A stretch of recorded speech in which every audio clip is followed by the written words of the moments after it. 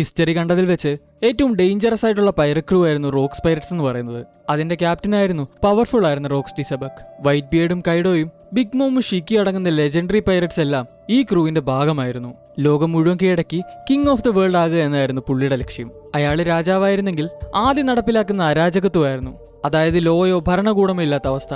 Davy ലിങ്കേജിൽപ്പെട്ട ആളായിരുന്നു സെബക്. പൈററ്റ്സിന്റെ ഐതിഹാസിക പുരുഷനായ ഡേവി ജോൺസിന്റെ പിൻഗാമിയാണെന്ന് വേണമെങ്കിൽ പറയാം. ബ്ലാക്ക് ബിയർഡ് എന്ന ഇപ്പോഴത്തെ യോങ്കോയുടെ അച്ഛനാണ് പുള്ളിയെന്നും പറയപ്പെടുന്നു. ലോകം ഭരിക്കുന്ന വേൾഡ് ഗവൺമെന്റിനെ തകർക്കാൻ വേണ്ടി രഹസ്യമായ അറിവുകൾ അയാൾ എപ്പോഴും തേടിക്കൊണ്ടിരുന്നു. പുള്ളിക്കാരന്റെ കോൺഗ്രസാക്കി എന്ന് പറയുന്നത് അത്രയും പവർഫുൾ ആയിരുന്നു. ഫുൾ പവേഴ്സിനെ കുറിച്ച് കൃത്യമായി വൺ പീസിൽ ഡിസ്ക്ലോസ് ചെയ്തിട്ടില്ലെങ്കിലും അത് എത്രത്തോളം വരുമെന്ന് മനസ്സിലാക്കാൻ പുള്ളിക്കാരന്റെ ഹിസ്റ്ററി തന്നെ ധാരാളമായിരുന്നു. അദ്ദേഹത്തെ തോൽപ്പിക്കാൻ അന്നത്തെ ഗോൾഡി റാജറിനും പ്രൈം പവർ നിൽക്കുന്ന മങ്കി ഡി ഗാർപ്പിനും ഒരുമിച്ച് ഫൈറ്റ് എടുക്കേണ്ടതായി വന്നു. അദ്ദേഹത്തിന്റെ ലെഗസി ആര് ഫോളോ ചെയ്യരുതെന്ന് ഗവൺമെന്റിന് നല്ല നിർബന്ധം ഉണ്ടായിരുന്നു. അതുകൊണ്ട് തന്നെ ആയിരിക്കണം ഗോഡ് വാലി എന്ന ദ്വീപ് വരെ വേൾഡ് മാപ്പിൽ നിന്ന് തുടച്ചു മാറ്റിയത്. നിങ്ങൾക്ക് സെബക്കിനെ കുറിച്ച് അറിയാവുന്ന കാര്യങ്ങൾ താഴെ കമന്റ് ബോക്സ് ഷെയർ ചെയ്യുക. ഇതുപോലത്തെ ആനിമേ കണ്ടന്റ്സ് ഒക്കെ ഇഷ്ടമാണെങ്കിൽ ചാനൽ ഇപ്പം തന്നെ ഒന്ന് സബ് ചെയ്തേക്കുക.